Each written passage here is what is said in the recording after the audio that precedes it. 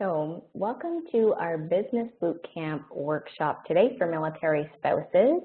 This time we're talking about the art of staying organized. So what we're going to be covering in the next hour and a bit is really three main strategies that have really changed the way and really made the way that I work much more effective and my business much more maintainable. And this is what I'm going to be guiding you through today. So this is really the right place for you if you are thinking of starting a business and you're wanting to just make sure that you are starting it on the best foot possible. Or if you already have a business that you're nurturing and growing and you're just wanting to really up your game a little bit, because I think some of the things that I'm going to share here are going to be really beneficial for both of those groups because they've certainly been helpful in this ever-evolving process for me at really each stage of my business as well.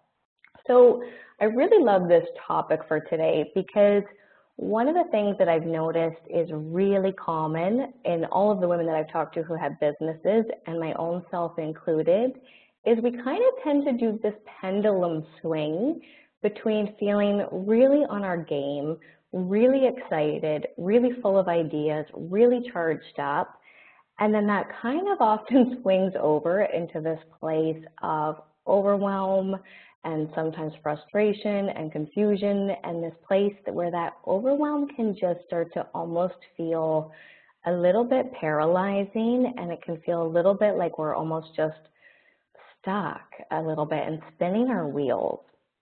So this is what I'm going to be guiding you through today, and feel free to really type questions into the question box as we go through. I'm happy to pause and just really share or elaborate on anything or speak to anything that we're not quite covering yet that you'd like to. That's totally good for me. So who I am, I'm April Boyd, and I'm a psychotherapist by trade. And I'd moved into my business full-time in 2013. At that time, it was my local private practice that I was doing. But from that place, it really kind of evolved. And it evolved for a couple reasons. So one, I really saw some needs that were, in my mind, were kind of some gaps in services and supports. And I really saw that online was kind of the best way to really start getting that stuff out there to more people and to have my work be reaching more people. But the other thing is that as a military spouse, I of course knew that I had to take that part of my business really seriously because we're always moving, right? That's kind of the reality of things. And so I really wanted to be able to take my business with me wherever I went. And it was about this time last year, actually, that my partner and I had the opportunity to go to Rome. And while it was this amazing opportunity, it was the first time that I had gone that far away from really all of my roots, all of my resources, everything that I had built up. And it was the first time that I had experienced to such an extent how much I really had to give up as a military spouse in that situation. And it was the first time that I had experienced just how consuming my partner's career really was of my life.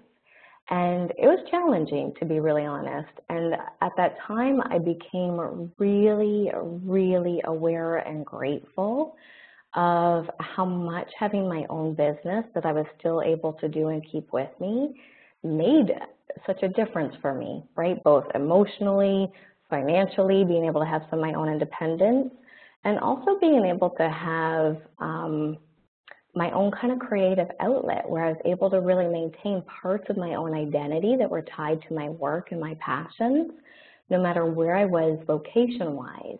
And it kind of just hit me the one day that really what I've been doing is creating a life, not just a job for myself.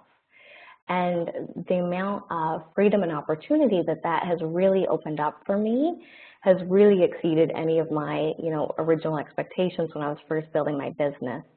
And I became really aware that I think the landscape, because of the internet and because of the option for online business, I think it's been a game changer in the world of military spouses. So that's where I became really interested in trying to support other women and other military spouses who are building their businesses just by really sharing the stuff that I've learned along the way in my psychotherapy practice as I've been moving that and evolving that in different ways. And I really feel like there's this opportunity for military spouses to really look at what it is that they want to create in their own lives. And with the use of the internet, I think it's a totally different world than it was 30 years ago for spouses at that time. So for me, this is a really exciting time and space, and I'm happy to just really share some of my experiences and some of my knowledge in hopes that it helps other people to work a little bit easier and to get things to be a little bit more effective. So the main things that I think of in this idea of staying organized is really two things. For me, we're looking at a combination of really systems and mindset. And when I say systems, what I mean is things like batching, things like automation. I'm going to talk about those a little bit more later. And really some of these kind of strategies and templates for how we organize all those things that need to be done and all of the ideas that are in our heads so we can be more productive and actually get stuff done. But also really for me, that goes hand in hand with mindset, because I think that it is really from this place that everything else gets informed. It is really from this place of mindset that becomes the engine of not just what we're doing, but why we do it. And as you can see from this picture of my messy office, we really don't have to have everything be naturally organized, be naturally tidy, be naturally, somebody who does a lot of systems in your life in order to be able to implement stuff in your business that makes that work well.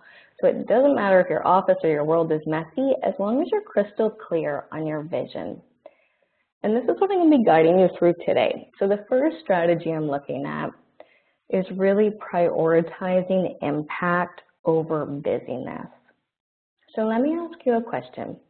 How many times have you had the experience where it feels like you are working all day, right? You've been working all day, you've been busy, you've had your hands in things all day long, working on your business, doing stuff that needs done.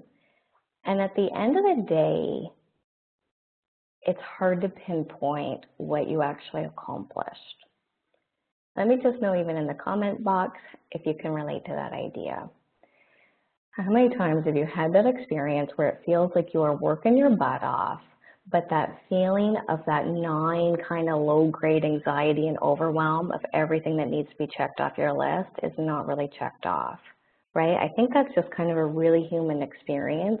Totally. Me too, right? Like, me too. And so one of the things that happened that as I really moved internationally, one of the things that really happened in my life was I had the opportunity to travel way more than I imagined.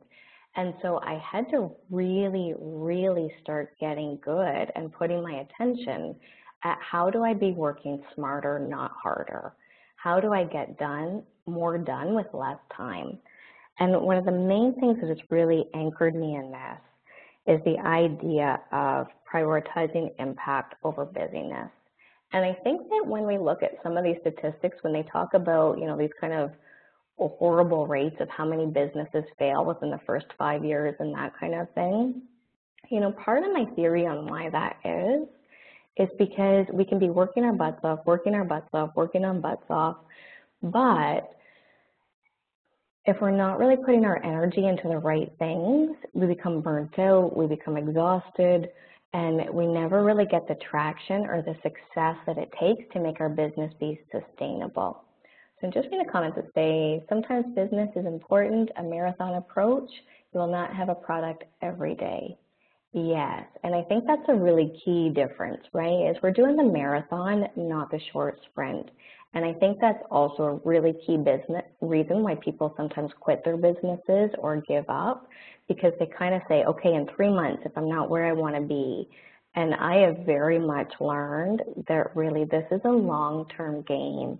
And just the fact of hanging with it long-term is going to start to get you results. But here's how we can kind of do it a little bit more effectively. So when we look at this idea, For me, one of the things that anchors me most and helps me to really prioritize my impact over busyness is getting really clear on what I'm doing and why. So for me, I'm a very visual person, and this is one that I've used. I made this a while ago, and I happened to just take the snapshot of it, and I found it on my phone as I was preparing for this workshop. So I decided to share it with you because this is essentially how I start to anchor myself and get myself organized. When I land in those places and it almost feels like I'm kind of getting caught in the weeds of all of the things on my to-do list, or I'm kind of getting unsure of where to put my attention, and so you end up just kind of spinning amongst lots of different tasks without really accomplishing anything of value. Or times when I'm maybe creating a new offering or a new package or program for people, I'll really step back and I'll get rooted again to my core. So for me, in the center of this nucleus is really, why am I doing what I'm doing? And when I look at the part of my business, which for me has been about supporting other women through infant loss, I'm looking at the idea of one of my key values is really about being of service. One of my key goals is to really honor Nora, the little girl that I lost.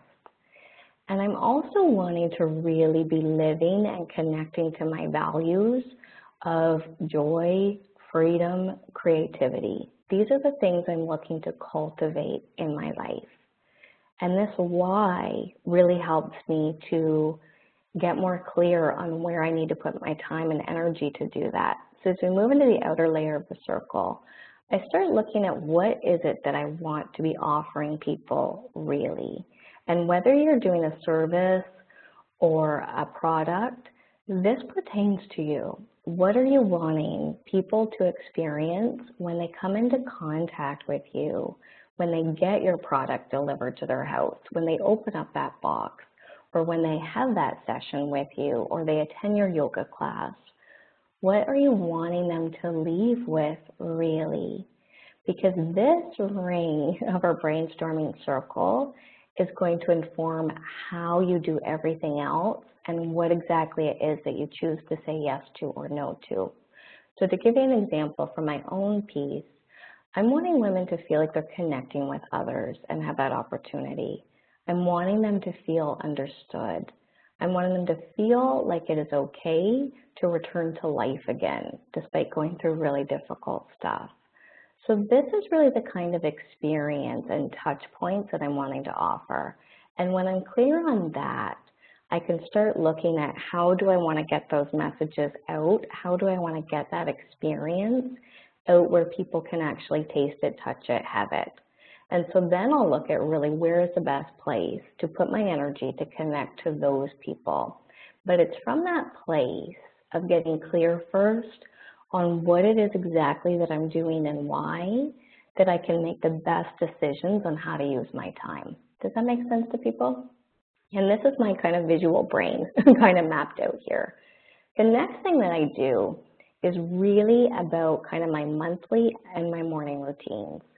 So first off, I think what we need to do when we get into this overwhelmed state is to get it out where you can see it. And mapping out some of my upcoming priorities for the month really helps me to avoid the phenomenon that I've certainly experienced a lot in my life, where the month zips by and you're like, where did that time go? I really wanted to get this done and this done, but time just kind of got away from me. So this really helps me to get out some of those goals that we were looking at before and make it practical and tangible. So if I'm wanting to bring women into my healing retreat, how do I have to make contact with them, right? What are the actual steps that I have to do that? And again, for me, this becomes a really visual process. The other thing that I do every morning, because tell me if I'm the only one, but I think a lot of us might work like this. Do you ever like start to kind of set up your day or start to kind of get into a task, and then you'll instantly have your brain firing off with like 10 other things that you also need to get done? What I have found to be critical is if I just take a moment and write those things down, right? Need to send this email to my husband, need to pick up this for groceries, need to get this email sent, right? If I write out those stuff, then I'm really clearing my focus and making myself available to give my attention to my top priority in that moment. Does that make sense? So my daily to-do list, my daily brain dumps are huge. And then for the month, I'll basically pick my priority and say, what is my top thing I want to get done? And having that really anchors my work.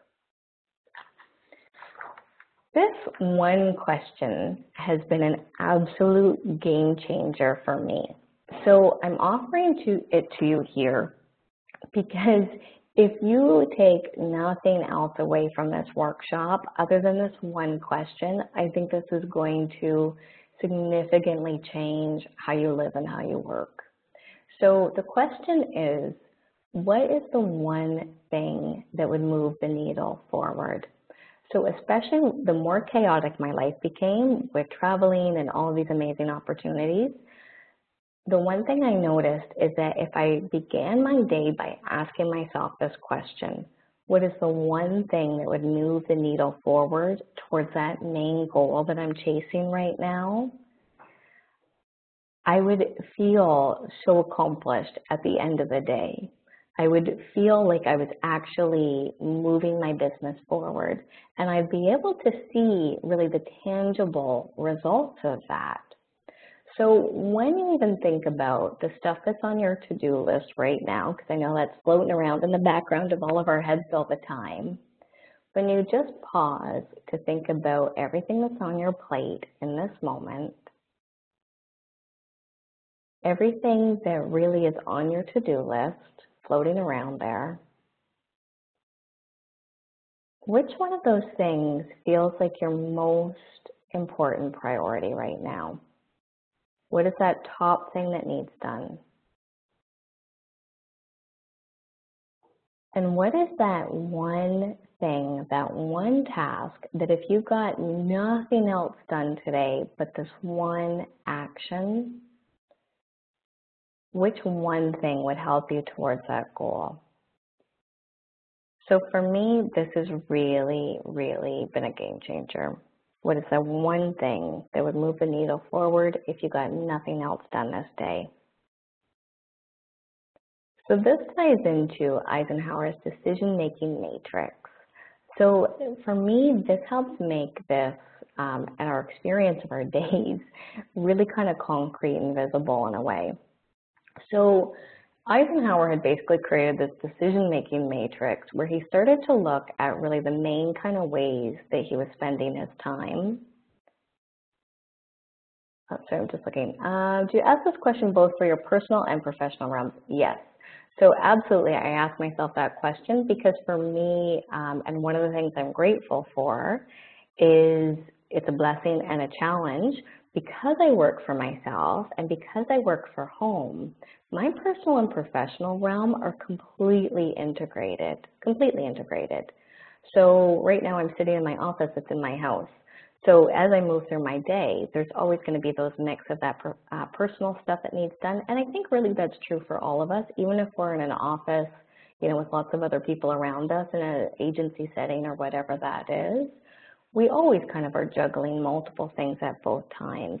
So for me, you know, looking at that list really includes that personal stuff as well, right? So we had recently hosted a gathering at our house for all the Canadians, and that trumped my business tasks, right, for a couple of days, because that was really the most pressing timeline, right? That was that thing that was coming up fast. So it always is that mix of that personal and professional for me, for sure. So when we look at this Eisenhower decision-making matrix, the one thing that really resonated with me most from this snapshot is the idea that we're basically giving our attention to a couple things, right, when we're choosing how we spend our day, and that's either that stuff that he calls urgent, that stuff that wants your immediate attention, versus what are those things that contribute to long-term impact. And I would argue that especially kind of in today's day and age where we all have notifications going off for us 24/7, there is always things that want your immediate attention. And this for me is what I would experience when I would have those days where I felt like I accomplished nothing at the end of the day.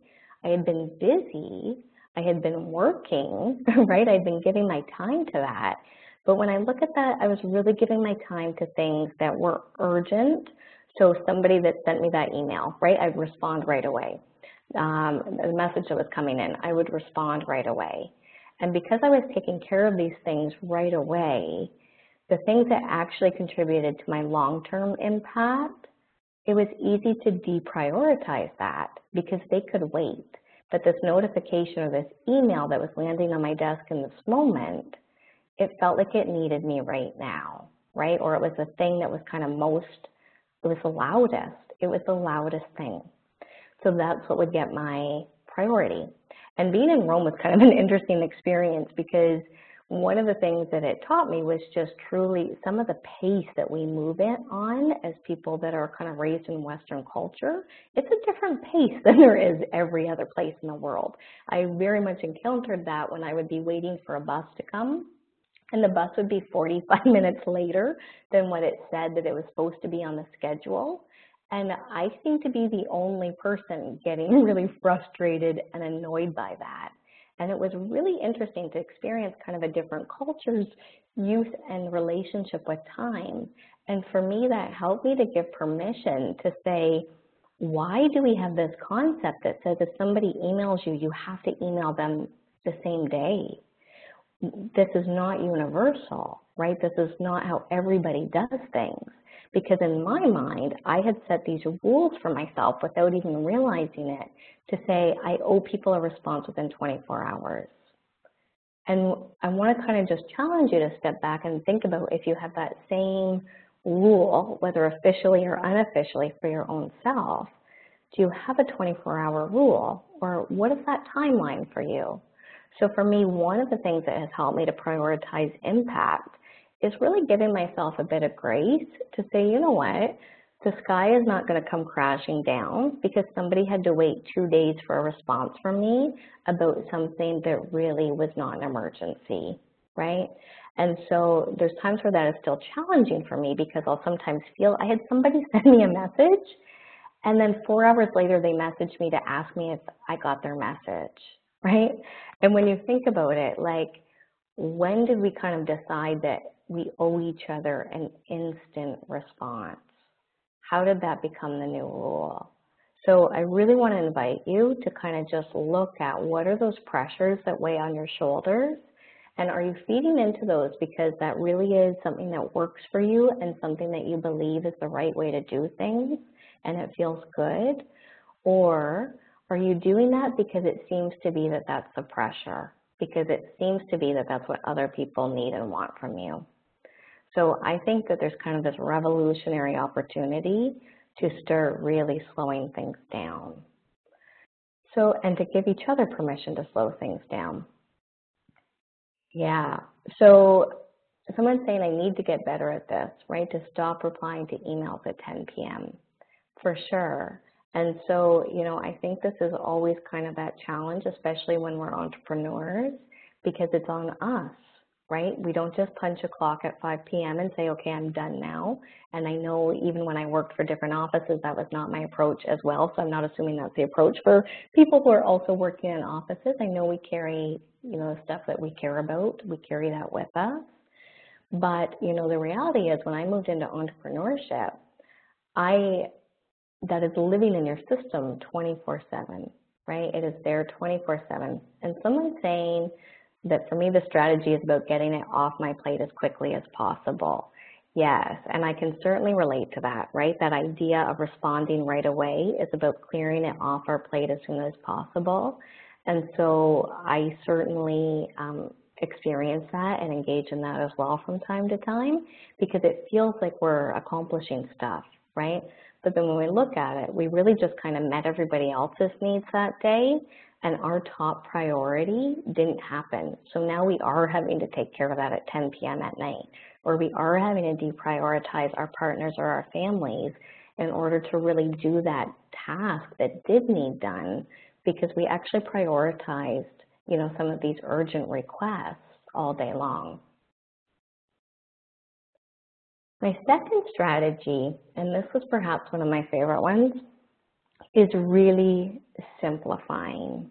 This has been a challenge for me and a work in progress, because it's not something that necessarily comes naturally to me. In my family, and I thank them for this, they raised me to be a very hard worker, right? And so while that served me well in lots of ways, I've had to almost kind of unlearn some of these ways of saying, I can just run farther faster if that's what it takes to get stuff done. I can just make this work.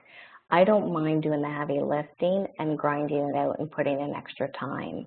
And when I look at that, that strategy on one hand served me well, and I'm grateful for that.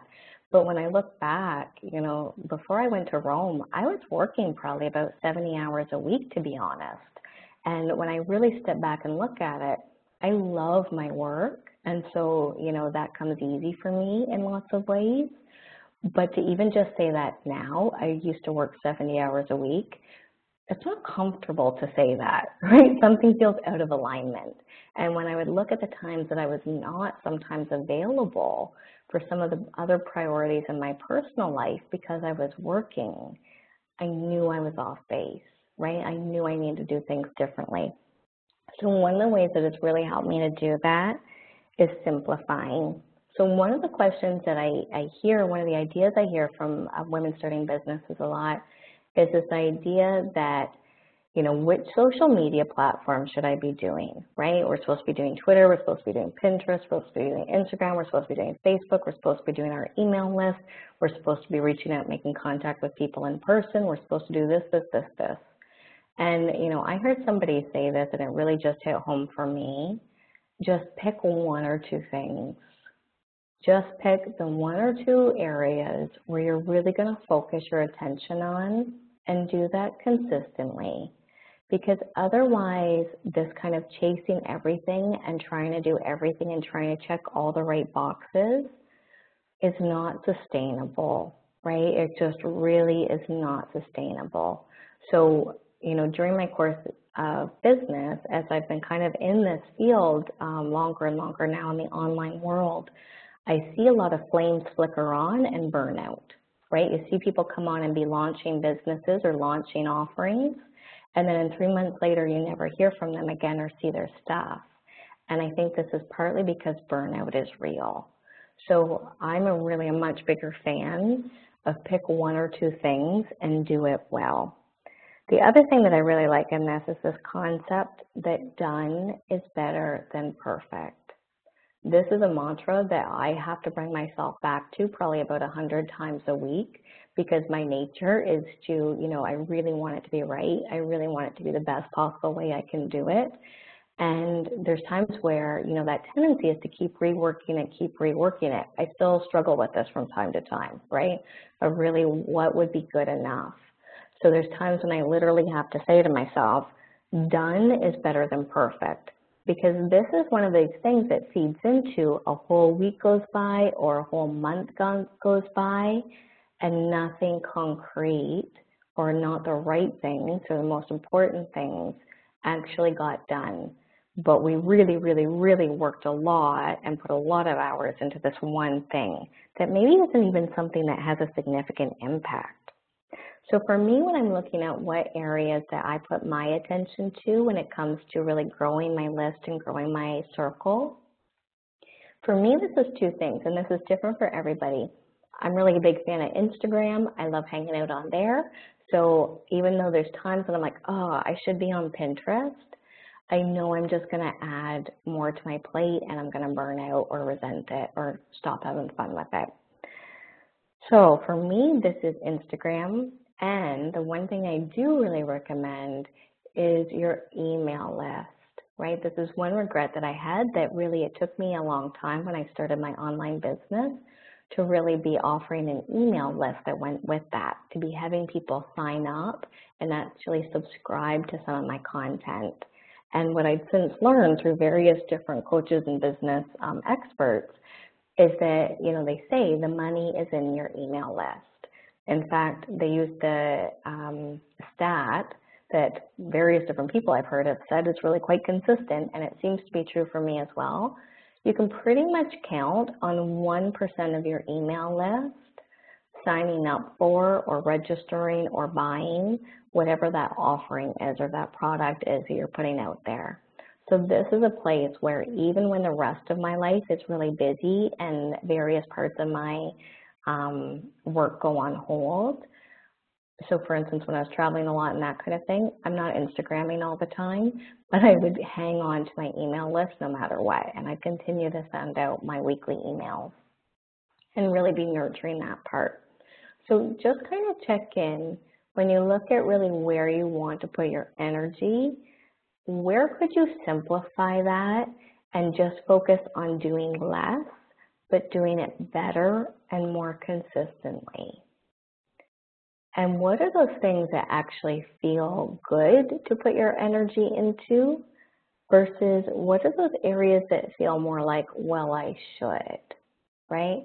Because to me, whenever we're operating in this place of, well, I should be doing this, that actually is just fear kind of driving that, right? I'm scared I'm going to miss out on this opportunity. I'm scared that I'm going to not be doing things right. We're really, the things that are best for us, in my opinion, are always those things that we don't have to force ourselves into doing.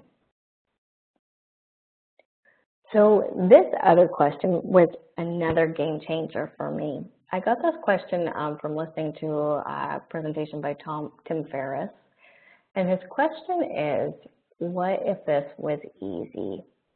This has also really helped me to get more done with less effort and time, because I think we all have this tendency, especially when we're a little bit excited or nervous about something or we're creating something new, to really overcomplicate it. So for instance, I was looking at, I think it was the retreat that I was putting out there, and I had this moment of overwhelm of, oh my goodness, I have to create a landing page for my website. I have to, do this, do this, do this, do this. And I really just stopped myself, and I literally have this question pinned up on my board where I can see it all the time to help bring me back. What if this was easy? What would be the easiest way to accomplish whatever that thing is that you're trying to get done? So for me, maybe that's not that I create a whole new landing page with, my PayPal link and all of that kind of stuff that requires coding and things that I hate doing. Maybe it's just that I send out a few emails. So how can you bring yourself back to this question of what if this was easy? Because I think especially when we're doing business, it is a bit triggering to put ourselves out there. It does bring up some anxiety and nervousness and overwhelm when we're really doing things that we're often very passionate about and that matter to us and that have direct results for us, right? That can sometimes feel like we're risking falling on our face.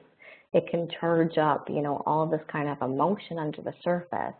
And I think we can often channel that overexcited, over-nervous kind of feeling into this sense that I have to work really, really, really hard, or I have to really earn the good result or good thing that I'm trying to do.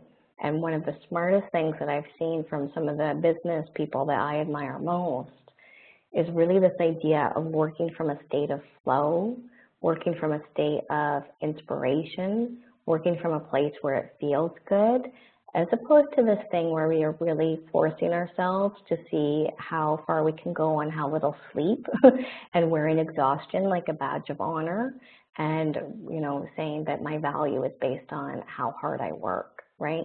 Whereas when I look at the things that I create, it's often that stuff that comes most naturally to you that feels actually really easy and light to do, because that is really your gift, and that is the thing that people are wanting most from you. And I think especially for women, there's sometimes this feeling of kind of a lack of worthiness that gets activated in this, because we feel like in order for it to be worthy and of value and of it being okay to be paid well for that thing, we're supposed to somehow suffer a little bit more to earn that. And I think that's a really outdated kind of strategy, especially for those of us that are really wanting to do our life because our business, because we're wanting to create a better life for ourselves, a better life for our family, a better flow with our partner. My third strategy is batching. Have people ever heard of the concept of batching before? Do you know what I mean when I say that? So batching is basically where we kind of mark off chunks of our calendar to do all the similar tasks that need done in one shot. So I don't know about you, but there's definitely a lot of time where I probably have about 12 different browsers open. I have about 4 different files open, and I am also responding to stuff on my phone, responding to emails as they're coming in, and really in this state of, high functioning multitasking. And while on one hand, part of me loves the thrill of that because I'm good at it and it feels like we're accomplishing a lot in that moment. But here's really a way to get more done in less time. So when we're talking about batching, this probably looks a bit different for everybody's business, but for me in my world, what I do is I set aside one day where I record all my videos. And this simplifies a lot of things for me because I'm going to do my hair and makeup really once, right? Because as we work for ourselves at home, that's not always something that gets done, to be totally honest. So I'm going to do my hair and makeup once, and I'm going to change outfits a few times, and I'm going to record all my videos in one day where I just have to set up my camera once. I just have to set up my sound and make sure that's good once. Because all of that work of starting to set up a task, any tasks that you're doing, the setup is a huge part of that. So if we can do all the similar tasks in one shot, we've just had to do the setup and takedown really once for that, whatever that is for you, right? And so this might mean that you turn off the notifications on your phone, or that you really just set a timer. This is kind of one of my other favorite things to do if I really have something that I want to do and I want to do well, but I also know that there's that tendency for me to kind of work on it all day as opposed to really just that 2-hour chunk that might be good enough. I'll set a timer on my phone and say, you know what, for the next 2 hours, I'm only going to work on this article, right? Done.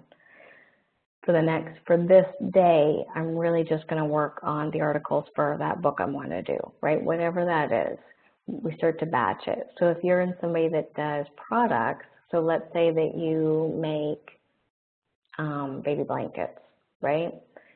If you do one day that you just do all of your sewing, and then maybe the next day you do all of your promotions or all of your photos, right? You take photos of your products.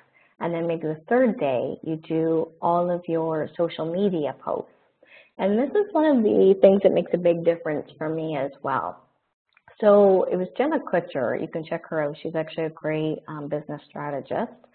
So Jenna Kutcher on a podcast I was listening to talked about the idea that she does not post anything in real time.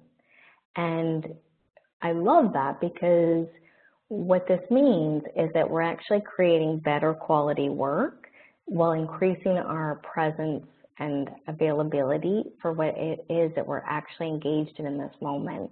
So I was talking to a woman who runs a business, and she says, you know what, on Instagram, I always just take a picture of what it is that I'm doing in the moment, and then I post it right then and there, and then it's just done. And you're like, that's great if that feels good for you and if that works. But because I'm a busy girl and I'm on my phone a lot, I really want to reduce the amount of time that my partner's sitting there eating his meal by himself because I'm actually now on my social media account and ignoring him, right? Like, I want to reduce the amount of time that I'm in that zone. And so if we're able to, and there's a lot of ways that you can really simplify this as well. So there's things like Hootsuite and Meet Edgar. I'll type those into the chat here, where those are apps that you can use. And I believe those ones, I believe Hootsuite is free. And then you can pay more depending on kind of how many bells and whistles you want to get. But to be totally honest, I stopped using those because I found that what worked even better for me and made it even simpler was to just save my post as a draft. Yes, that's exactly it. Cool. Oh, nice. Okay. So yeah, so for me, I just needed to take it down to even simpler because I found like I wasn't investing the time to even set up that Hootsuite. So what I was able to do and able to commit to was I'd write my post, I'd get my picture organized, right? I'd make it look good, and then I would save it as a draft so that then when I am ready to post, I can just come back to it and send it. Same with Facebook, right? You can really just schedule all of your stuff. So I'll basically try to line up all of my posts for the next few weeks by really doing like 1 2 hour chunk of sharing stuff. And then I know that my page is not having these drastically periods of kind of feast and famine where I'm sharing a lot and then nothing at all, right? Where I'm engaging with people a lot and then not at all. So this is kind of just something that frees me up for that. The other resource that I wanted to mention to you for the email list, there's a number of ones out there. I use ConvertKit, and this is where I will auto schedule and automate my emails. I sometimes, but very rarely, am writing an email and then just sending it out when I'm sending something to my circle of subscribers. And my reason for that is everything is always better when you review it one more time a few days later. Anytime I write something and then I come back to it the next day, I'm always able to make it about 100 times better just by getting that bit of distance and coming back to it. The other thing that this allows me to do is my people are still getting support. My people are still getting resources from me every week, but I'm not necessarily having to sit there and carve out that time on a Tuesday to make sure that they're getting that support from me Tuesday afternoon. I'm able to really plan that stuff out ahead of time and get out the door. So that's one of the strategies that's also really helped me to free up more of my time. And I'm really, really passionate and really interested in this concept of freeing up time for ourselves. Because for me, this is where we also create the best stuff. I believe that our personal lives and our professional lives thrive with more white space. When there truly is more white space on our calendar, for me, my whole stress level dials down by about 1,000 because then I'm more available for those unexpected things that come up. I'm also able to really say yes to the things that are a wholehearted yes for me when those opportunities happen. And I'm able to really see a significant difference in the amount of energy that I have and the quality of the work that I'm creating when I actually have that white space, because this is where, whatever business it is, I believe that creating your business is a creative process. I also believe that it is the strongest, most significant personal development program that you'll ever do as you're launching and building your business, because it forces us to really grow and step out of our comfort zone all the time. So the thing that I want you to just kind of reflect on is, what is one takeaway for you today? And I'd love to hear that in your comments if you're able to share that with me. As you think back to all of this that I've just been sharing with you, and these are really just the 3 things that have really infused my work and had a big impact for me.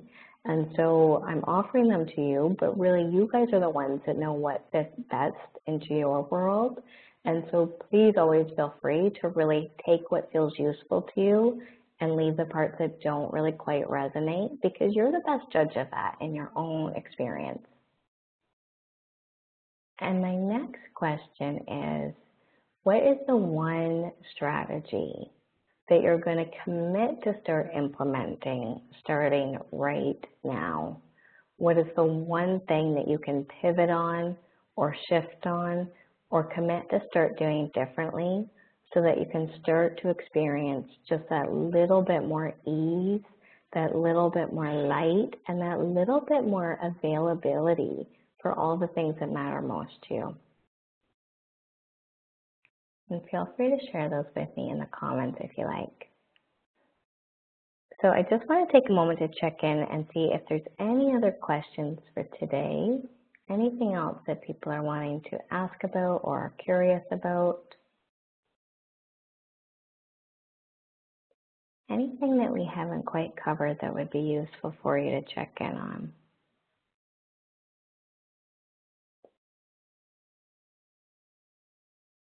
Cool.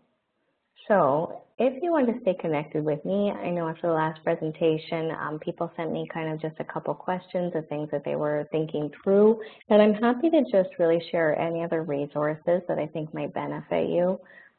So I really don't mind, like I said, I really have become very grateful and recognize the difference that having a business has made for really just myself and my wellness and my satisfaction in lots of ways.